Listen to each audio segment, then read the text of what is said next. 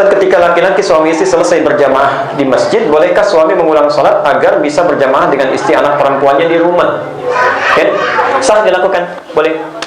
Suami selesai sholat di masjid, kemudian dia pulang ke rumah, ingin bersedekah mengimami keluarganya, itu sah dilakukan, boleh.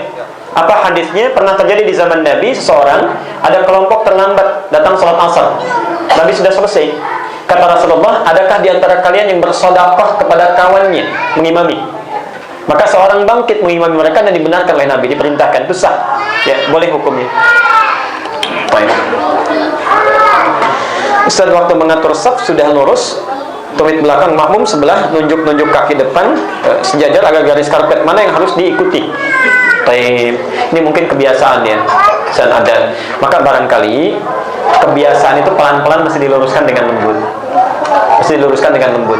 Hukumnya begini, hukumnya kalau tradisi al-adah itu tuhalifus syariah, adat tradisi bertentangan dengan syariat, maka adat dibawa pada syariat.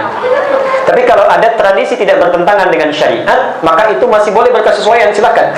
Tapi kalau tradisi sudah menyimpang, sudah keliru, maka dibawa.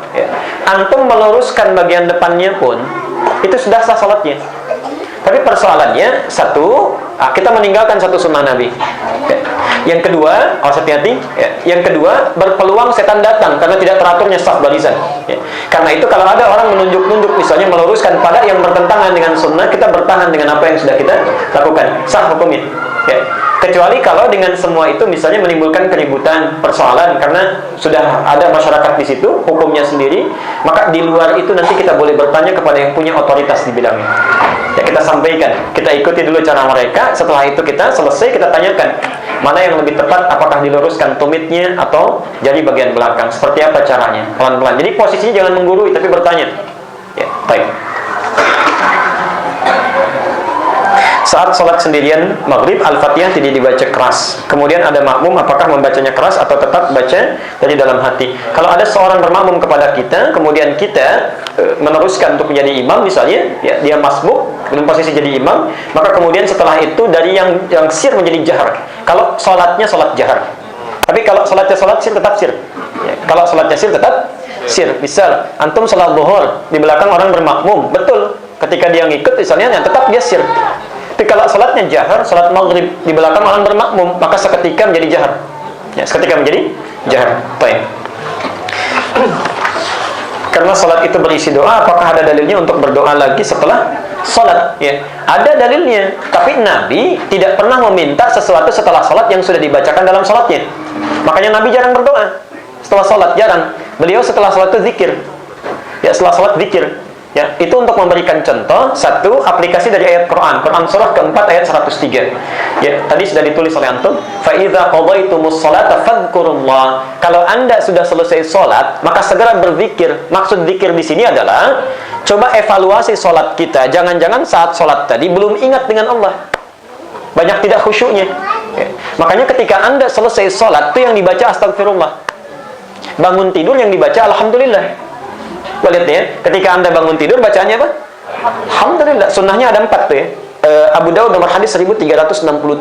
Di saat Anda bangun dari tidur, itu nggak langsung baca doa. Duduk dulu, usap sebagian, kas kantuknya, baru baca doa. Alhamdulillahilladzi ahyana ba'da ma amatana wa ilaihin nusyur. Setelah itu baru baca 10 ayat surah terakhir, surah Ali Imran. 10 ayat terakhir di surah Ali Imran, itu sunnahnya.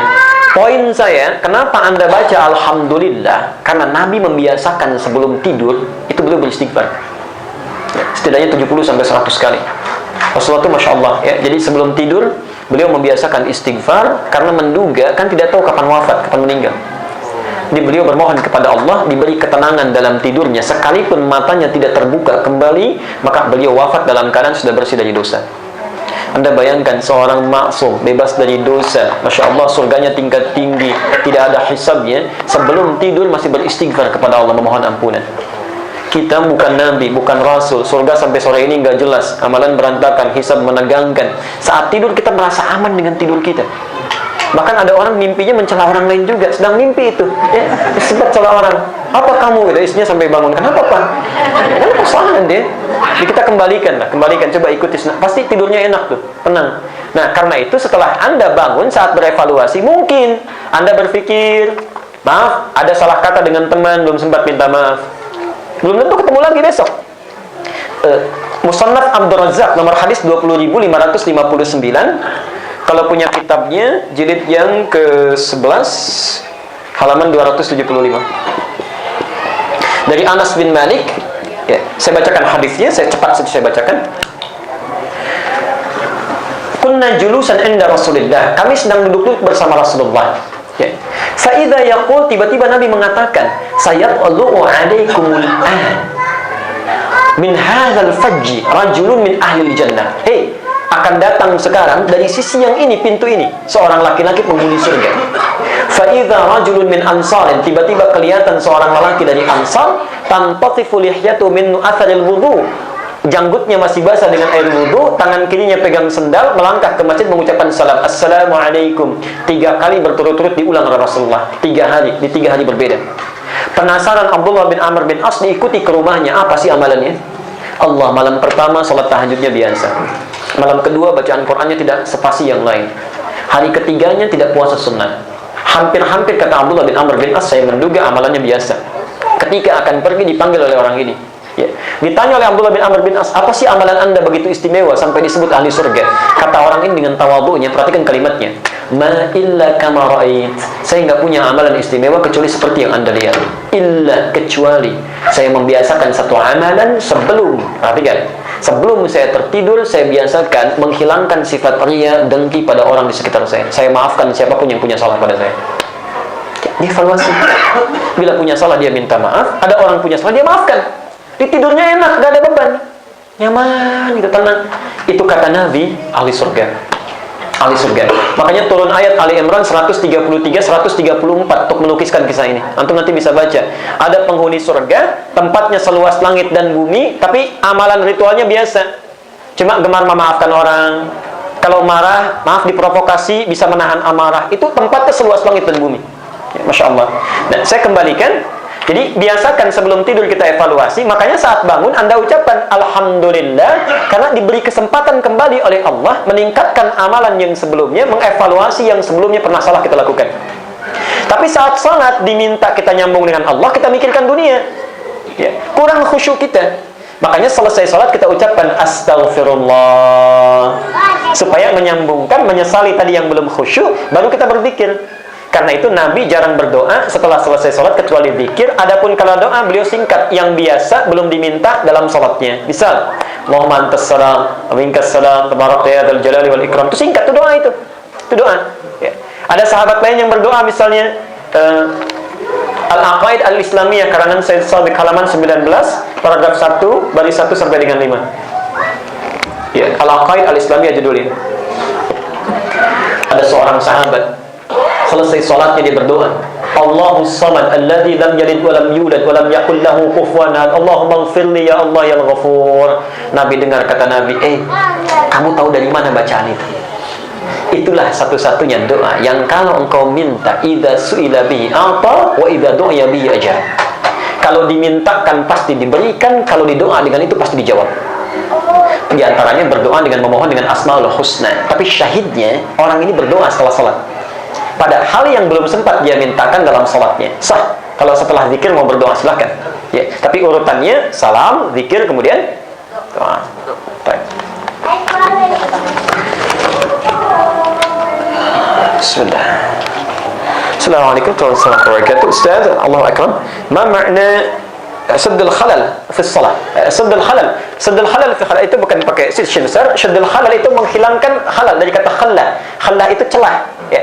Sama dengan wala tadiru furjat, sama dengan furjat. Halal itu celah-celah yang sifatnya muncul di antara dua hal yang merapat.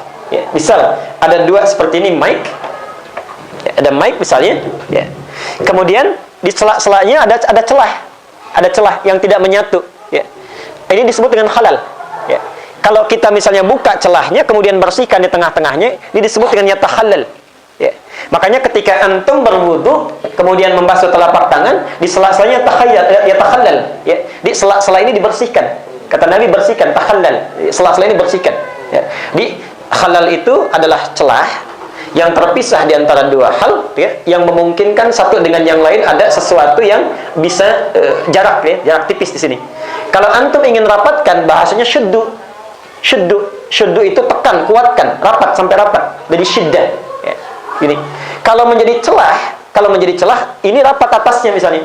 Tapi belakangnya ada bagian kecil, longgar, seperti ini. Ini rapat. Ini longgar. Maka di sini disebut furjat. Kalau begini, ini khalal. Kalau begini, furjat. Jelas ya? Maka bahasa hadisnya, perhatikan. Yang nempel begini saja, itu diminta untuk ditutup. Apalagi yang begini. Maka kalau yang begini bahasa nabinya, washuddul khalal. Di mana didapatkan Al-Bukhari nomor hadis 719. Sawsufuf, washuddul khalal, wahadhu bainal manaqib. Itu kan? Baik, itu Al-Bukhari nomor hadis 719. Baik. Ada orang yang salatnya mungkin begini, tidak rapat, maka kata Nabi rapatkan. Ya. Yang masalah kadang-kadang itu yang kena penyakit kurang rapat, ya. Tempel begini, geser begini. Tempel begini, geser. Oh, sampai ke tembok tempel. Ini masalah ini di sini, ya. Ya, sudah jawab itu, hadis sudah disampaikan. Apabila kita mukim di Abu Dhabi dan bekerja di tempat berjarak 300 km dari rumah dan selama beberapa hari di tempat kerja, bolehkah sholatnya di jamak dan di qasar selama di tempat kerja? Pertama, apa itu jamak? Kedua, apa itu qasar? Berapa jarak jamak? Berapa jarak qasar? Dan kapan di jamak qasar? Baik. An-Nisa ayat 101. Quran surah keempat ayat 101. Kita bicara dulu qasar. Wa idza darabtum fil ardi falaysa 'alaikum junahun an taqsuru minas shalah. Oke? Apabila Anda berpergian di muka bumi, kemudian Anda merasakan kesulitan hal tertentu, boleh diqasar salatnya. Ada ayatnya? Baik. Sekarang pelan-pelan dulu. Pertama, kita bahas jamak dulu sebelum qasar. Jamak itu adalah menyatukan sesuatu yang terpisah. Asalnya, sesuatu terpisah disatukan. Ya. Salat jamak adalah menyatukan dua salat yang sebelumnya waktunya terpisah. Pertanyaannya, apa yang disatukan, apa saja, dan bagaimana atau kapan saat menyatukannya? Ya. Apa yang disatukan? Syaratnya adalah satu salat yang lebih daripada 2 rakaat. Boleh disatukan. Ya. Karena itu, kalau salat tetap 2 rakaat jumlahnya, dia tidak boleh disatukan dengan salat apapun. Ya. Yang lebih daripada 2, zuhur, asar. Berarti zuhur dengan asar jaraknya itu boleh disatukan. Ya, jarak yang lebih dekat. Zuhur dengan asar nyambung. Kalau asarnya ditarik ke zuhur, didahulukan, dalam bahasa Arab itu qaddama taqdim. Maka dikenal dengan jamak taqdim. Jamak satukan zuhur dengan asar, majukan asar ke zuhur taqdim. Kalau zuhurnya diakhirkan ke asar menjadi akhir, maka disebut jamak takhir. Maghrib dekat dengan isya, maka maghrib satukan dengan isya. Isya tarik ke maghrib jadi takdim, maghrib tarik ke isya jadi takhir. Tapi subuh gak bisa disatukan kemanapun, karena dia 2 rakaat. Karena itu oleh Allah didesain subuh ini jauh kemanapun, supaya waktunya sangat longgar. Subuh ke zuhur jauh masanya, jadi longgar. Subuh ke isya jauh masanya, jadi gak ada alasan untuk menjamak. Ya, jelas ya? Pelan-pelan dulu. Nah sekarang, kapan boleh menjamak? Sebelum kita bicara qasar, kapan boleh menjamak? Jamak dilakukan dengan 2 alasan. Yang pertama, ini alasan awalnya, ya, al-illatul ula. Bila Anda perjalanan ditempuh dengan jarak yang cukup panjang sekitar 3 farsakh, yang kalau dikonversi sekitar 82 km. Pelan-pelan. Ya. Jadi kalau ada orang menempuh perjalanan sekitar 82 km, secara hukum, kalau hukum asalnya itu sudah boleh menjamak. Sah hukumnya. Baik. Sekarang belum bicara qasar ya. Nah, tapi kemudian, apalagi tadi 300 km. Apalagi 300 km. Tapi kemudian ulama melihat illatnya, didalami lagi, apakah ini tekstualnya harus jamak langsung atau ada konteksnya yang bukan jarak 82 km yang dipahami. Zaman Nabi 82 km itu ditempuh dengan cara bagaimana? Unta. Barusan saya dari Heritage itu ada gambar unta tuh. Unta kalau jalan berapa kecepatannya? Tergantung. Unta tuh di Arab tergantung. Kalau moodnya sedang bagus, itu bisa cepat. 30 km per jam, dia cepat. Tapi kalau dia sedang malas, Jangan duga 5 km per jam. Itu semaunya aja. Kadang-kadang dia sambil jalan ngeliatin ke atas begini, lewat lagi. Makanya orang Arab sejak zaman jahiliyah, dia punya syair khusus membuat unta itu bisa dipakai lambat, bisa cepat. Ya. Ada 16 rumus namanya bahar di ilmu Arab. Kalau pengen dipakai cepat, maka gunakan rumus rajaz. Rajas, mustaf'ilun, mustaf'ilun, mustaf'ilun, mustaf'ilun, mustaf'ilun, mustaf'ilun. Sautus safiril bulbuli, hayyaja qalbid damiri, al-ma'u wazrahu ma'a, ma zahru lahdil muqali, fa anta ya sayyidani wa sayyidi wa maulani, fakam tayyumunin ghuzaylun uqayqali, fataftuhu min wajdatin min fili hadha ar-rajuli, faqala la la la la, faqala wala mukharribini, wal walad, li wali, wa yadi, wajli, fatainun dublu ali, qalat lahu hina kada in harwadid dhul muqali, fahakadan fakailani, famtabitam, itu cepat untanya. Senang, betul, itu rajas. Tapi kalau dia ingin santai, dia gunakan tawil. Ya, ada atau babnya madid, tawil.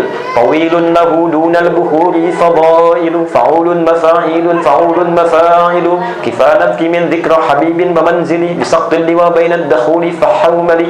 Itu untanya santai gitu. Itu betul, ada rumusnya. Ya, para orang Arab itu kenal itu, tahu betul. Ya. Makanya karena perjalanan 82 km ditempuh, kalau dengan unta itu relatif, walaupun jaraknya kelihatan dekat, tapi bisa jadi jauh.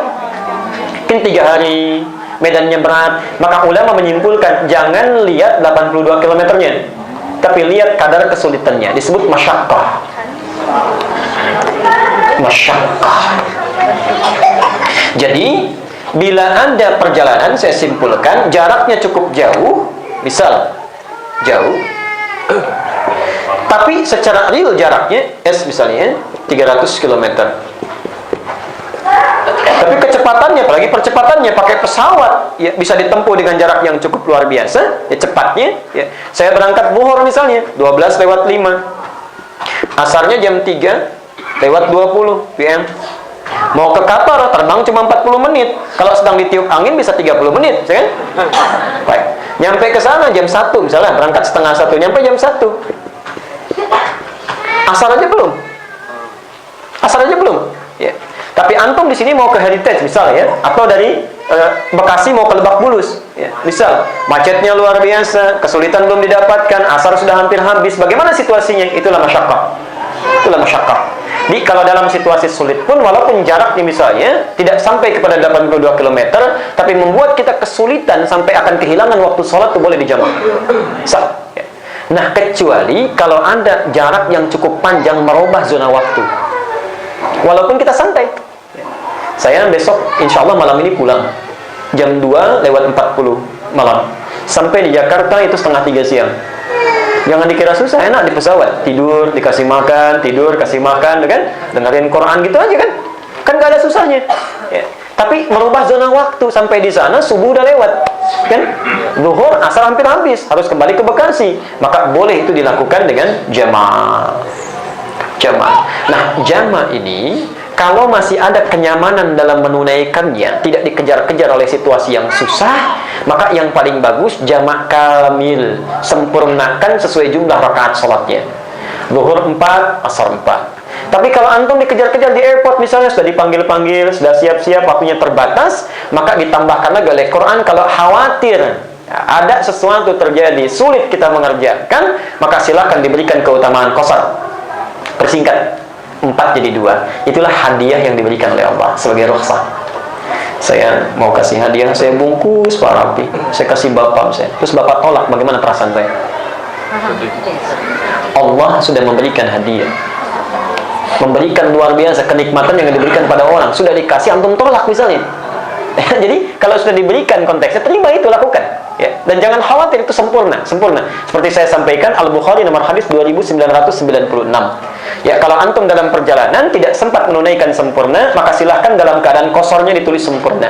Idza maridul abdu aw safara kutiba lahu mithla ma kana alaihi muqiman sahiha. Oh, ini sudah. Baik, pelan-pelan. Waalaikumsalam warahmatullahi wabarakatuh. Bagaimana tata cara salat ketika berada di dalam pesawat terbang? Apakah tetap duduk di kursi atau harus mencari tempat agar bisa berdiri? Apakah niat salat tidak perlu dilafadzkan? Nah, kita belum ke sini. Baik, tata cara ketika di pesawat terbang bagaimana? Kalau lihat beberapa dalil-dalil yang sampai kepada kita, misal yang pertama, Nabi memberikan petunjuk salat saat di kendaraan. Ya, beliau naik unta, kan? dan menghadap ke arah kiblatnya, kemudian sholat sesuai dengan arah kendaraannya itu mengarah. Beliau sholat di situ, ya, sholat di atas kendaraannya. Nah, kata Imam Malik, saya sebutkan dulu penafsirannya, karena ini nggak ada spesifik. Zaman Nabi belum ada pesawat terbang, nggak ada yang di udara, cuma ada di darat. Kata Imam Malik, karena di zaman Rasulullah itu seluruh kendaraan dan semua sifat sholat yang ada di darat, bukan di udara, maka setiap orang yang sholat berada di atas posisi Ka'bah, ya, maka sholatnya ditangguhkan sampai dia turun berada sejajar dengan Ka'bah. Kata Imam Malik, pendapat pertama, ya. Nah, jadi kalau ada orang misalnya di atas, misal sedang di atas dia, sekarang konteksnya pesawat terbang, itu kata Imam Malik belum berlaku sholat. Nanti begitu dia turun, maka semua sholat yang pernah tertinggalkan saat di atas terlewatkan, itu ditunaikan saat turunnya. Oke, itu dikiaskan kepada 3 keadaan yang diangkat pena di situ. Ya, rufi'al qalam an thalath, diangkat pena pada 3 bagian. Ya, yang pertama, anin naimi hatta yastayqidha, dari orang tidur sampai dia bangun. Ya. Yang kedua, anis sabi hatta yahtalima, dari orang yang kecil bayi sampai dia menjadi baligh. Ya. Yang ketiga, anil majnuni hatta yufiqa, dari orang yang terkena penyakit saraf, ya, disebut dengan gila, ya, sampai dia sadar. Nah, orang-orang yang berada di atas itu dikiaskan dengan orang tidur yang belum bangun nih. Dia belum mendapatkan waktu setelah bangun. Jadi kalau Anda tertidur, misal Anda tidur nih, ya, dari Isya, belum sholat Isya, habis maghrib tidur, nantilah malam sekalian tahajud, ya. Ternyata kebablasan, bangun jam 8, subuhnya lewat juga. Maka saat bangun itu dikerjakan langsung Isya dan subuhnya. Itu bukan qadha, tapi ditunaikan persis di waktu saat bangunnya. Jelas ya? Pada saat itu. Jadi jangan tinggalkan sholat, persis ketika ingat dia lakukan. Bukan qadha itu. Di sini belum terjadi. Di Libya dulu pernah terjadi. Ada orang saking capeknya 2 hari 2 malam gak bangun. 2 hari 2 malam. Setelah itu baru bangun. Itu sholatnya semua dikerjakan dari subuh sampai Isya, ya, diselesaikan.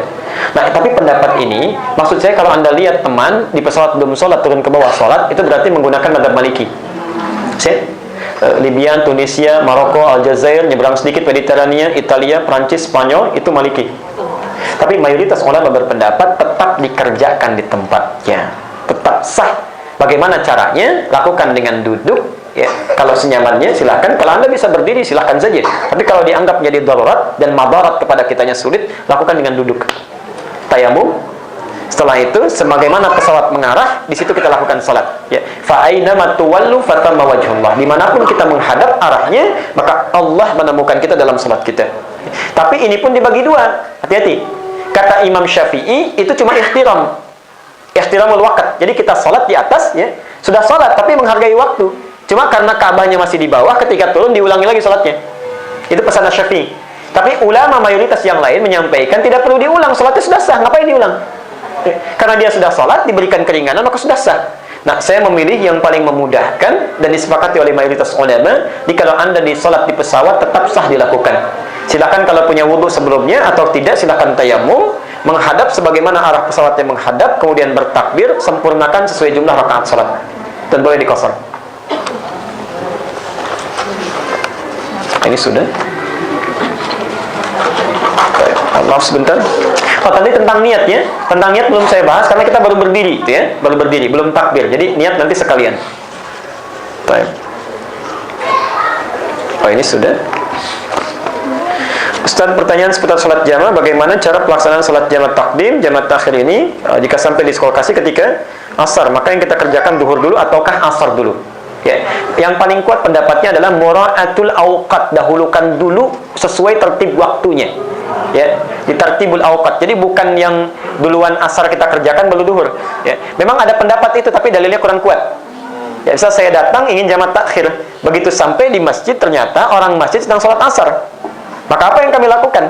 Apakah bikin saf sendiri salat duhur? Akan ada 2 saf salat di situ dan tidak dibenarkan. Ya, maka yang paling tepat adalah tetap mendahulukan duhur dan bermakmum kepada yang asar itu. Tapi kita niat duhur. Nah, itu pendapat Imam Ahmad. Sah hukumnya, boleh dilakukan. Ya, seperti orang yang sedang salat fardu bermakmum kepada yang salat sunnah karena keadaan tidak tahu. Tapi yang ini sah hukumnya, dia gabung ke situ. Dia ikut dalam jamaahnya, tapi dia meniatkan salat duhurnya. Imam tetap dengan asarnya. Ya, jelas sampai sini? Begitu selesai, misalnya antum bisa meneruskan dengan sholat asarnya, bangkit lagi, ya. Atau misalnya gini, kalau di Indonesia ada bagus safnya. Jadi untuk di kilometer 57 misalnya, ada orang terlambat, ada saf khusus, dia dibuat sekat di belakang. Dia begitu sedang sholat berjamaah, dia menunggu di sekat ini. Orang paham itu pasti masbuk, terlambat. Begitu ini selesai, baru dia sholat. ya, baru dia sholat. Tapi itu pun tidak memberikan solusi yang cukup kuat. Kenapa? Kita nggak tahu kapan kita meninggal. Begitu antum nunggu-nunggu belum sholat, malaikat datang duluan. Permisi, yuk waktunya pulang, misal. Kita belum sholat kan bermasalah itu. Ya, jadi yang paling gampang bergabung kepada imamnya, kita sholat kemudian dilanjutkan dengan asarnya.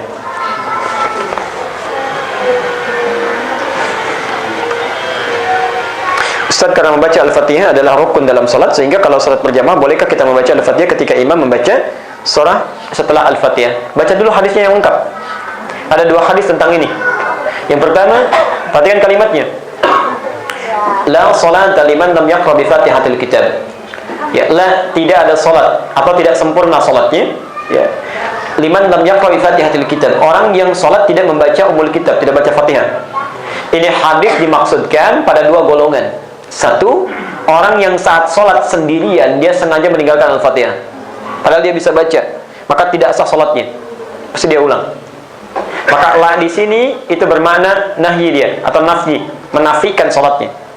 Tapi ada orang yang sholat berjamaah mampu baca Al-Fatihah, imam memberikan jeda, tapi dia nggak baca, maka berfungsi sebagai naqs, berkurang pahalanya, nggak sempurna, tidak sempurna. Karena itu, bila Anda seorang makmum masih sempat bisa baca Al-Fatihah saat imamnya baca, misal imam pun dah fikirnya Bu, Pak. Jadi begitu membaca, misal Alhamdulillahi Rabbil Alamin, jeda, makmum baca di hatinya. Nyambung Ar-Rahmanir Rahim, jeda, makmum baca. Jelas ya? Atau setelah waladhdallin, dia beri kesempatan. Ya, walaupun makmum cuma baca sampai 3 ayat, itu sah.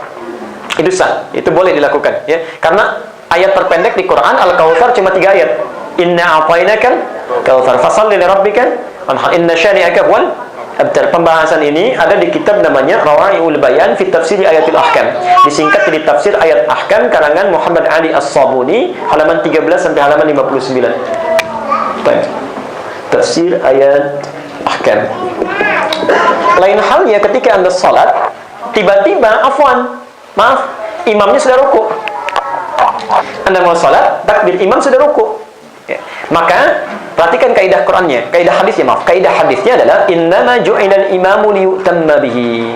Ya. Maka dijadikan imam untuk diikuti. Kalau imam sudah rukuk, begitu takbir langsung rukuk. Langsung rukuk. Ya. Awas, jangan baca yang lain lagi, begitu takbir langsung rukuk. Langsung rukuk. Jangan baca Fatihah dulu. Nah, kalau Anda sudah mendapatkan ruku, nggak sempat baca Al-Fatihah, berlaku hadis yang kedua, faqira'atul imam qira'atul makmum. Maka bacaannya imam sudah mewakili bacaannya makmum. Karena itu memilih imam mesti yang fasih, yang paham fikih salat dan sebagainya, karena mewakili bacaannya makmum. Kalau Anda sudah mendapati imam ruku, kita ikut ruku. Misal, salat subuh rakaat pertama imam ruku, kita ikut ruku. Kalau sudah tahiyat akhir, sudah salam, nambah lagi nggak 1 rakaat? Pikir-pikir dulu. Nambah lagi nggak? Jangan banyak mikir. Nggak usah nambah, sudah selesai. Karena ruku itu asalnya dari kata rakaat, rakaatun, asalnya ruku. Oke. Jadi kalau sudah dapat ruku, tidak usah nambah lagi. Baik. Saya teruskan dulu ya. Kita ada waktu sebentar. Apa hikmahnya berdiri? Ini jarang dibahas.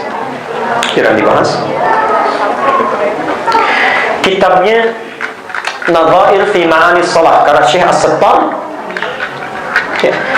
Nadhair fi Ma'anis Shalah. Ada terjemahnya dalam bahasa Indonesia, terbitan Al-Qawam, ya. Singkatnya hikmah-hikmah atau makna-makna salat. Jadi dari gerakan sampai bacaan. Perhatikan sini ya. Tegak. Nanti ini saya jelaskan, ada orang yang mengamalkan ini, itu dampaknya luar biasa. Dan hati-hati, Nabi ketika mengajarkan makna sholat itu setahun sebelum hijrah ke Madinah. Dari mulai berdiri sampai dengan salat diajarkan oleh beliau. Tegak ini, qiyam, itu gambaran dari penegakan hidup kemandirian. Ya, saya mulai dari menghadap kiblat dulu. Saat kita menghadap kiblat, kata para ulama, ini menggambarkan dimanapun kita berada, ya, dalam hal beraktivitas, maka hadapkan diri kita ke kiblat. Maksudnya sambungkan diri kita dengan Allah. Zikir seakan-akan kita menghadap kiblat pada Allah. Jadi kalau orang sudah merasa menyambung dengan Allah dimanapun dia berada, maka akan terjaga dirinya. Bapak mau nulis tanda tangan proyek, merasa menghadap Allah, kan kiblat itu menghadap Allah. Anta'budallaha ka'annaka tarahu. Ya. Tentang ihsan, fa illam takun tarahu fa innahu yaraka. Al-Arba'in nomor hadis yang kedua. Beribadah engkau pada Allah seakan-akan diperhatikan oleh Allah. Jadi kalau Anda tanda tangan proyek, tidak jelas proyeknya, tidak jelas Anda merasa dekat dengan Allah, itu nggak akan pernah tangan kita bergerak. Karena takut melakukan sesuatu yang tidak disukai oleh Allah. Kaki akan melangkah pada tempat yang tidak disukai oleh Allah. Kalau kita hadapkan pada kiblat, nggak akan jadi itu. Ya. Karena itu dimanapun beraktivitas, maka hadapkan diri kita ke kiblat, sambungkan dengan Allah. Itu akan terjaga hidupnya. Nah, mau bicara sesuatu yang kotor, Allah nggak suka, dia tinggalkan. Berdiri, artinya sepanjang punya kemampuan menegakkan dirinya, maka jangan gantungkan hidup pada orang lain. Tegakkan diri kita. Tegakkan hidup mandiri, usaha ikhtiar dengan maksimal. Ini ditanamkan betul oleh Rasulullah pada sahabat Nabi yang sedang kesulitan saat itu. Ya. Antum bayangkan, diajarkan cuma 40 orang di tempat yang sangat luar biasa kecilnya. Saya berikan gambaran yang kemarin itu ya. Taklim rumah Nabi pada saat itu di masa Rasulullah itu berlangsungnya di rumah Arqam bin Abi Arqam. Ya. Orang ke-17 masuk Islam, pengusaha sukses, usianya baru 17 tahun. Rumahnya di samping Bukit Sofa. Jadi kalau Anda sa'i turun ke bawah, itu sebelah kanannya rumah Arqam. Dilatih 40 orang. Perhatikan, tidak mudah untuk taklim di situ. Kalau ketahuan oleh masyarakat Quraisy itu diintai, diinterogasi, bahkan bisa dieksekusi. Bilal bin Rabah ketahuan datang mencari Rasulullah, dibawa oleh tuannya. Anda tahu apa yang terjadi? Dibawa ke tanah lapang, diikat tangannya, tangan kanan, tangan kiri, kaki depan, belakang, di samping begini. Di tempat yang sangat panas, di lapang yang sangat panas. Sudah disiapkan batu yang sudah dipanaskan. Jadi begitu sudah diikat, ditaruh batunya di atas dadanya. Kata tuannya, irtad. Kamu balik lagi, murtad. Kembali. Dijawab oleh Bilal, ahad, irtad, ahad, irtad, ahad. Begitu sudah kuat keinginannya dekat dengan Allah, Allah lembutkan hati Abu Bakar lewat di situ. Kata Abu Bakar, "Mana? Kenapa disiksa? Begini, saya bebaskan dia. Berapa harganya?" Dibebaskan oleh Abu Bakar, diangkat jadi orang merdeka dari situ. Poin saya adalah, Nabi saja ketika mengajarkan pada para sahabatnya, tempatnya terbatas, diintai, diinterogasi, ada yang dieksekusi, tapi orang-orang masih serius untuk belajar. Datang dalam keadaan terancam. Anda keadaan nikmat luar biasa, tempatnya nyaman, di luar dingin, di dalam bisa hangat, di luar kalau panas, di dalam bisa teduh, ada karpetnya, ada snacknya, ada airnya, ustadznya langsung datang ke sini. Dengan semua fasilitas itu belum tersentuh juga untuk belajar. Dengan cara apa lagi mesti motivasi? Dan Nabi serius mengajarkan. Jadi ketika mengajarkan fikih sholat, diajarkan oleh Nabi, kamu tegak, jangan bergantung pada orang lain, mandiri, kuatkan sepanjang masih bisa berikhtiar. Ditangkap ini oleh para sahabat. Singkatnya, Abdurrahman bin Auf. Kenapa Abdurrahman bin Auf sahabat Nabi? Kenal di mana? Orang kaya di Mekah, masuk Islam ketahuan. Begitu ketahuan mau hijrah, itu dirampas semua harganya, dirampas semuanya. Kata orang-orang kafir Quraisy, jika Anda pergi berhijrah, kami ambil semuanya, silahkan pergi dengan pakaian yang melekat di badan saja.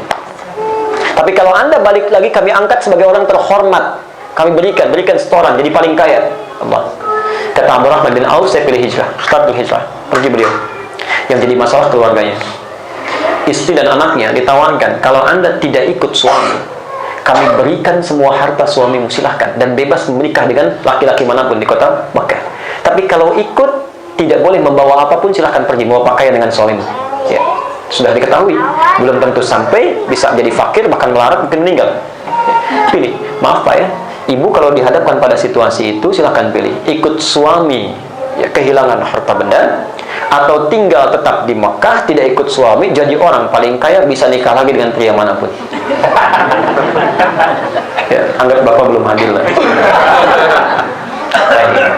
Ternyata pilihan istri dan keluarganya saat itu, istri dan anaknya tidak ikut suaminya, tinggal di Mekah, berangkat sendirian. Yang paling hebat, begitu sampai di Madinah, ini kemuliaan orang Ansar, Allah, kemuliaan orang Ansar luar, sampai direkam di Quran surah ke-59 ayat 9 sampai 10.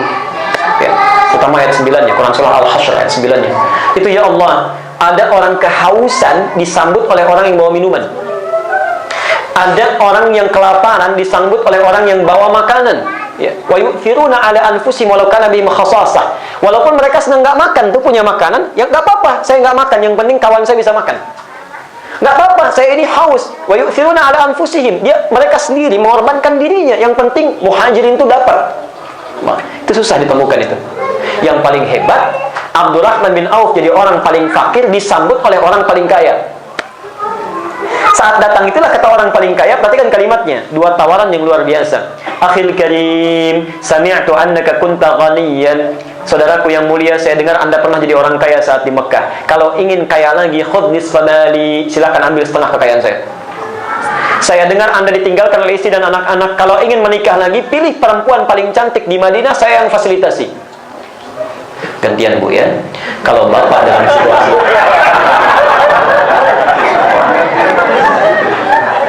yang ketawa dulu ya, belum selesai.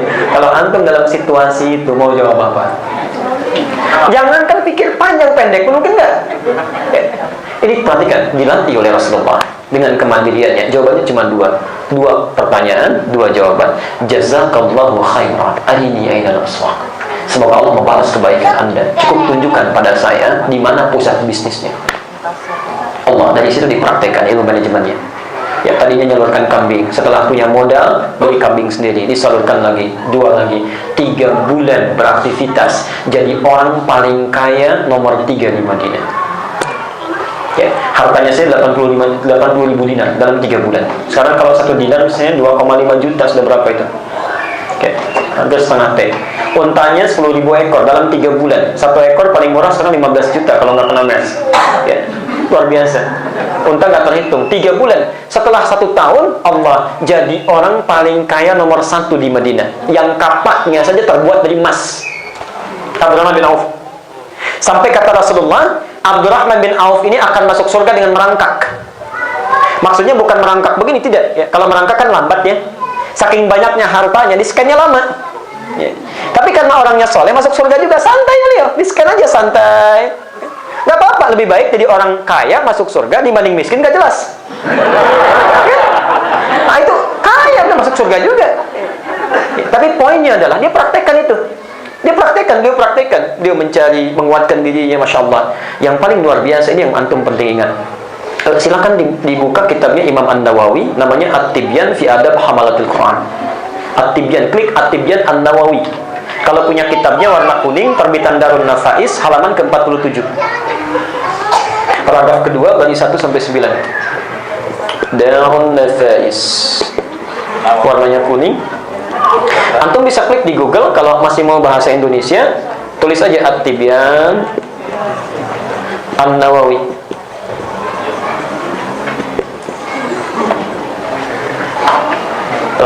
Ini saran saya ya. Kan kita sudah bahas syukur kemarin ya. Kan ada ketentuan yang ketiga, kalau ingin rezekinya mudah, sebelum diminta diberikan. Apa cirinya? Ingat? Takwa kan? Sandingkan dengan takwa. Perhatikan, sahabat-sahabat Nabi itu ini ditunggangi. Di sana akan dikisahkan bagaimana Utsman bin Affan, Abdurrahman bin Auf, ini orang kaya, paling sibuk, luar biasa, keluar masuk Madinah, tapi dengan semuanya itu masih sempat menunaikan sholat tahajud sampai khatam Quran. Sekali sholat khatam Quran. Masya Allah. Ketahuan oleh Umar bin Khattab. Utsman ketahuan oleh Umar. Besoknya Umar menghatamkan Quran 4 kali dalam sehari. 2 kali siang, 2 kali malam. Ya. Makanya sampai sekarang dijaga oleh Allah. Itu Utsman bin Affan sekarang masih punya rekening di Bank Saudi. Masih punya rekening sampai hari ini. Di Utsman itu pernah membebaskan 1 sumur ya, yang dimonopoli oleh Yahudi. Oleh Utsman dibebaskan. Sudah, saya beli ini semua, jangan ada lagi monopoli. Sudah, berikan semuanya. Dan kebun di sekitarnya dibeli oleh Utsman, dicicil. Setelah jadi, dibiarkan untuk orang Islam. Sampai sekarang itu dirubah jadi hotel. Ya, setiap kali ada royaltinya disimpan di bank atas nama Utsman bin Affan, disebarkan pada orang Islam yang membutuhkan. Sampai kiamat, Masya Allah. Sahabat Nabi sesibuk-sibuknya ahli surga, sahabat Nabi sibuk luar biasa, masih sempat menunaikan sholat sunnah sampai dengan khatam Quran. Kita bukan sahabat Nabi, sibuknya bisa terukur, surga belum jelas, amalan berantakan, hisab menegangkan. Jangankan sholat tahajud, kadang-kadang sholat fardu masih kita terlambat. Cita-cita pengen sukses, surganya Firdaus, berjumpa dengan Nabi. Apa bekalnya? Baik. Nah, seimbang. Kalau sudah antum tegak hidupnya, sudah nyaman, kedudukan, taraf ekonomi sudah nyaman, maka perhatikan, seimbang. Jangan terlalu lebar, segala pengen didapatkan, ya, tidak terukur. Sama juga, mohon maaf, kedudukan semakin meningkat, terlalu lebar, ya, sombong, dibagi, baru diangkat hari ini, kartu nama sudah disebar-sebar, besoknya dimutasi gitu kan, lagi kan jadi masalah itu. Ya, tapi juga jangan terlalu rapat gini, rapat, ya. Dititipkan harta rapat, susah, ya kan? Sulit terbuka, ya. Atau kedudukan eksklusif, gaulnya susah, ya kan? Lingkaran itu aja. Atau punya gelar, kalau belum dipanggil dengan gelarnya nggak mau lihat, walaupun agama. Sudah Haji Pak Andi, jalan aja. Pak Haji Andi, oh ya. Bahaya.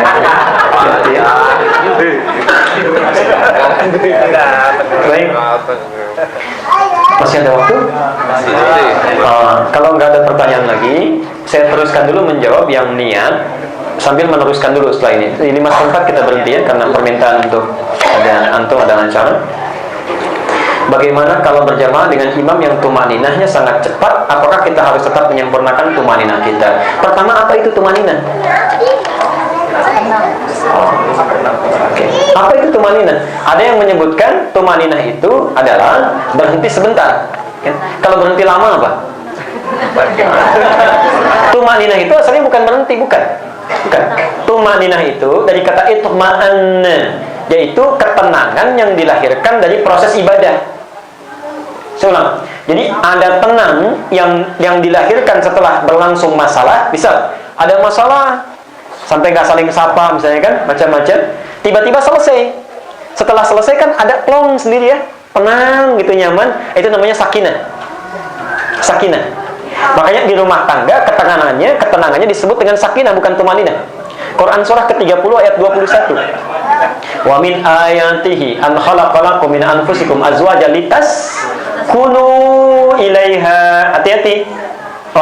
Dalam bahasa Arab sakinah itu, ya lihat ungkapannya. Sakanatis syajaratu idza dhahabatir rih. Ya. Sakanatis syajaratu, pohon itu akan tenang idza dhahabatir rih, jika angin yang menerpa gelombang itu sudah pergi. Dia diam itu. Ya.